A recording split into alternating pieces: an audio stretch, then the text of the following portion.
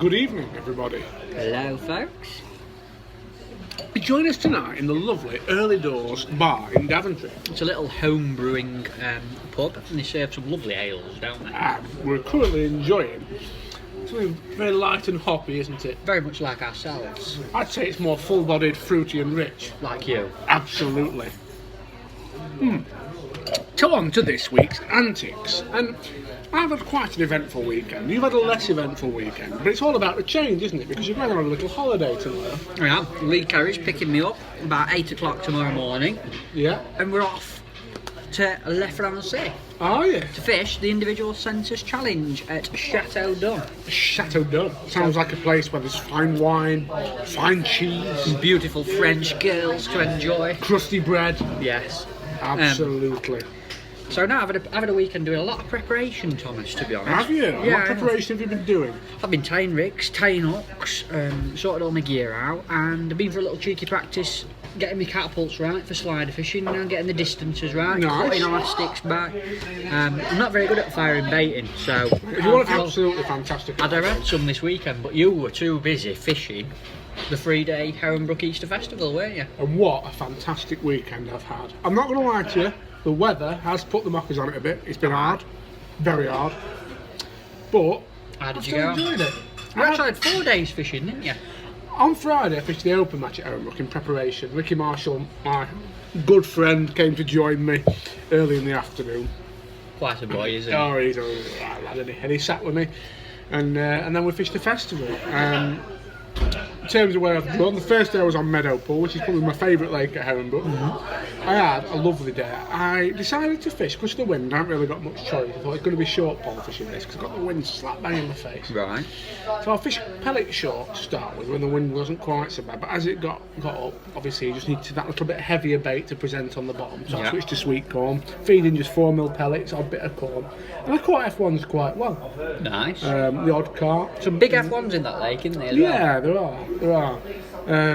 But the last hour it was virtually unfishable, I'm afraid. Right. The wind just came slap bang in my face, and I really struggled. It was bad all day, but the last hour was just horrendous. Right.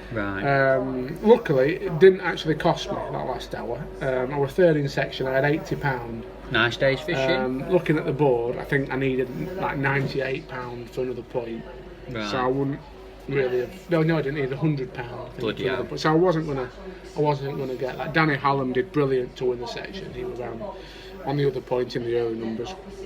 Second day I drew on Canal Lake, an area I'm not so happy about really. I'm not so familiar with. Peg 27 I think I was on, which is at the back bit, the all called Cyanide Straits. But young Harry Rushton did catch a big weight off the peg the day before. He caught, I think it was £98, he was second in section off the peg. And on the same day, Johnny Jowett, Andy Bennett and young Matty Dawes all had 70 odd pound off the same section.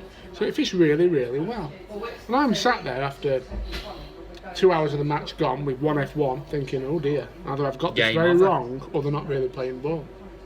I've ended up with £32, which I've caught fishing short, and then when the wind dropped later, again it was windy all day but the wind dropped, I went long across to the far bank and I caught quite well. I caught like 8 F1s and 8 foots basically. Nice. And I ended up with £32, which was actually, believe it or not, considering how good it was the previous day, that was good enough for third in the section. So you've got decent points going into the last day, really? But the really frustrating thing was about that second day, Matt, if I had £38, I'd have won the section. That's how close it was. That's what Heronbrook's like, though, isn't it? It is, and to say, and the pegs were like Andy Bennett and Johnny Jowett and Matty Dawes caught so well from the previous day. I had £7, the old £7. There were 4 £7 weights.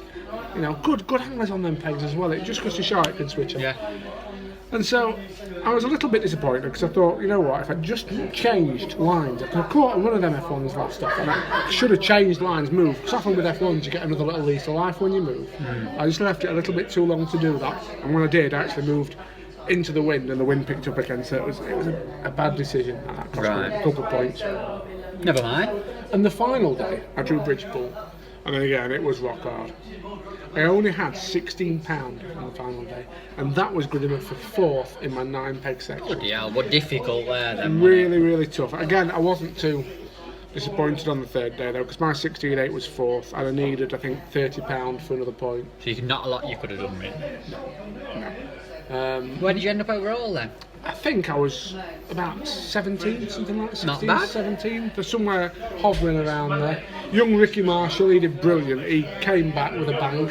He had a bad day on the first match. He won his section, won the lake, and was second on the whole match on the second day. Well done, Rickster. And on the third day, he was second in his section. So he actually won me and you a few quid. Did he? He did. Thank you, Ricky.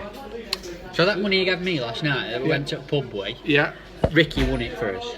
I won a little bit of it. I think I got 30 quid for second in my section, but Ricky was the breadwinner, mate. Fantastic job, Ricky. Fantastic job. And what a magnificent guy. What fun we had, you know. There was myself, Ricky, who stopped at Home Farm Bed and Breakfast, and a load of lads from Manchester way. Phil and Martin, a couple of others. Oh, we had some lovely food. Good giggle. Oh, the top set of lads. Fine you know. food. Ken Oldham and Jerry as well from the Fishery. They came out for a pint with us on the last night. Nice. Lovely food. If you want to go fishing on a commercial festival, go to Heronbrook. I know I've probably not done it the best of favours talking about the weights I've caught this weekend, but it's been hard everywhere. There's been some really good commercials this weekend where anglers have really struggled. It's just how it's been. And fish like F1s, I think when we've had that big storm come over the country for 2 days, fish like F1s and roach and delicate fish, they're put off by stuff like that, aren't they? And it knocks them a bit. They are, definitely. But no, it were very... Who won? I was going to say, a massive well done to Ash Davis, who actually won the festival. Brilliant. He did really. I've got a little interview for you, which we can drop in. Do you know him? Yeah. Do you think he's one of my long distance brothers? He could be, couldn't he? Could be. Same colour hair. Auburn, isn't he, as well? Yeah. Few freckles. I reckon me and him could be related. Really? Yeah. That might explain why he did so well at fishing.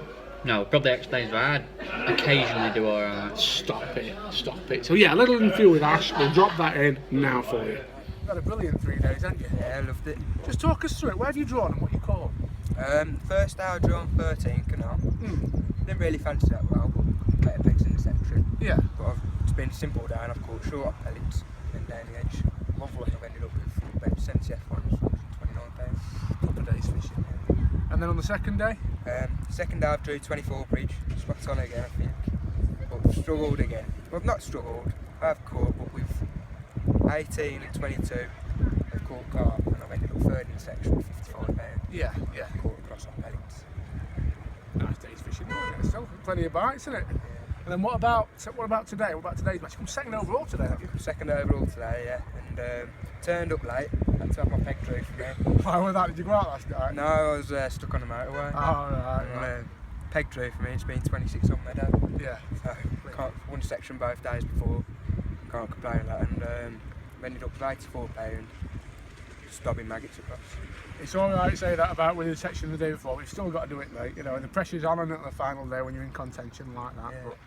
But nice little pick up there. How much have you picked up for the 3 days? Just over 1,200 quid. Lovely. What are you going to spend it on? I don't know, I'll probably save. Well done again, mate. Cheers, mate. Thank you. So there you have it. Heronbrook Festival, well done to Ash.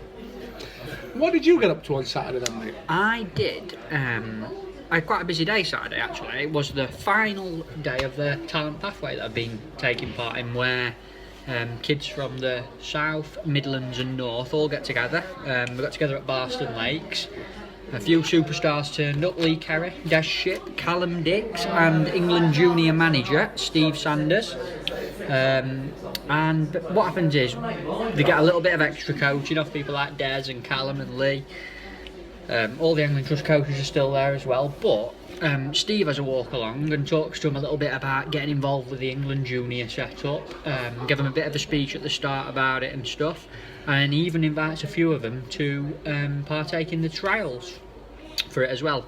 However, the weather was horrendous. You know what Barston's like? Yeah. Big, massive open lake, and these lads were fishing wagglers in the pole, and to be honest, wind was straight down the middle of it, and it was nigh on impossible to fish. And for them to stick it out, some of them are only 13 and 14 years old, absolutely awesome little anglers. They've come on loads over the talent pathway, done really, really well, and it spoilt it a little bit, to be fair. But there were still a few fish caught, and they all enjoyed it. What surprised me about it was they were sat there in like a 10 gale, wind and rain in the face, chucking these wagglers out, not getting any bites, and you go and talk to them, and they'd be like, "Yeah, I'm definitely going to catch one," or that's what you just need, dead confidence, keen, isn't and yeah, real proper brilliant attitude, all of them. And like I said, I've watched some of them come on, and a couple of lads like first time that they come to the first time pathway, they'd never really fished with wagglers before, you know, not got any experience with ground baits and stuff, and they're just doing it all on their own now, and it's really, really great to be a part of it and see them progress and finish like that. And some of them will 100% get England trials, and I'm 100% confident some of them will get in the England team, definitely. Brilliant. And I've, like I said to them, some of them won't do it for a couple of years, and some of them might go off and do their own thing. Everyone's different, but it's been a pleasure to be involved. I've thoroughly enjoyed all the company, right little characters. I'll definitely keep in touch with them all, and really, really enjoyed it. I think, as you say, you know, that's the thing now for these youngsters, isn't it? When you did it, I seem to remember you had to stop fishing for England when you were 23, was it? Yeah. But it was only a few years before that it was 21 was the cut-off. And now that age has moved to actually 25. Yeah, so, next year it goes to that, but it will be under 25, yeah. So some of these guys who might be 14, they've got 11 years. They can Unbelievable. Still fish for junior or intermediate setup. But I think that's probably a good thing for young angling because, of course, there's an under-15s team or potential to put an under-15s team. That category's there, but England haven't got a team in it as yet. But I'm sure that in the future they may do. And so potentially some of these guys who are 13 and 14 years old could fish for England then, and fish every year all the way through the under-25s, and obviously 25, you've grown up a little bit, you could easily step straight into the men's setup then. Yeah. You're talking 12, 13 years. You're 25 now, aren't you? You've got 25, invited to go on the European Championship, Yeah, so 25. Will Raisin was, I think, was he 21 when he got? I think he was younger. I think he was 18 when he first went. Was he? Yeah. So. But it just showed that there really is a little bit of a breeding ground, a little bit of breeding these young anglers to come through and do it and have a great time, learn loads about fishing. I think one thing that I always try and stress to them or get over is that it's not just about international fishing this type pathway. I always try and help them out in their own fishing as well, and so does Des and Frankie and Lee. Give them plenty of tips for fishing commercials and for fishing, because they come along in winter to these sessions and they turn up every time, no matter what the weather's like. Absolutely love it.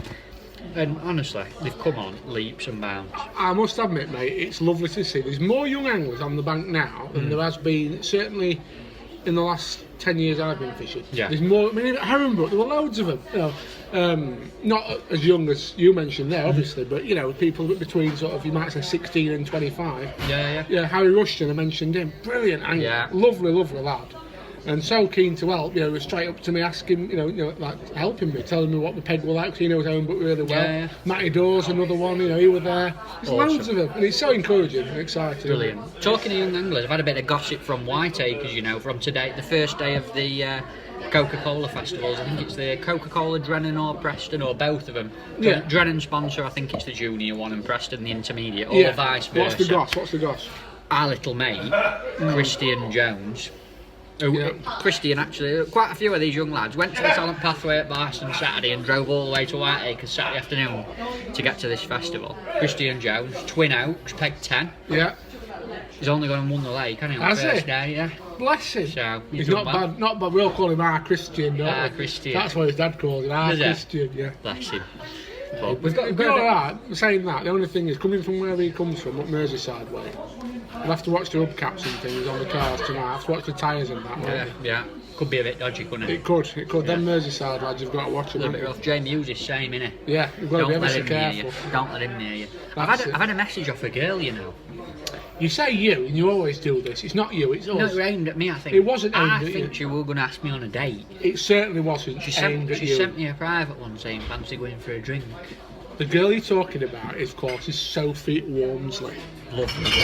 And she's asked us to give a shout out to her boyfriend, hasn't she? Mr. Kyle Hartley. And she says on this message, she says, "Hi Tom and Matt," she says, "my boyfriend Kyle always watches your blogs and loves watching you two. And I just want him to know that from now on, he can put his bait in the fridge whenever he wants without worrying about having to bag it up or anything. Just put tubs of maggots straight in the fridge. And she says as well, I love Kyle to pieces. I just wanted to let him know through Bagging Bros that he's welcome to go fishing whenever he wants this year. And obviously I'll be at home waiting for you, darling, with a fantastic meal on your return. But I've just bought a new set of lingerie that I'll be modelling when you get back, so you've got that to look forward to as well. She says, feel free to go on any festival at Whiteacres that you want. She says, and I'm making it my mission this year to learn how to tie hooks brilliantly, so that your hook box is never empty, and I'll keep you stocked up in every way possible. And you can also expect a large tubular present for your birthday this year. No, it's not from Ann Summers, it will be something along the lines of fishing equipment. Fantastic girlfriend. What a great girlfriend. Would you just message you back, man? Ask if she's got a younger sister who might be interested in somebody like me. Maybe she's got a younger brother. I'm not quite sure that one fits the bill. You might be alright with him though. But there you are, there's your shout out, Kyle. So, is that it from us? I think it is. You're off to France tomorrow. Have a lovely time. But before you go, Matt, I think you need to get to the bar because I've drunk this one and there's another one.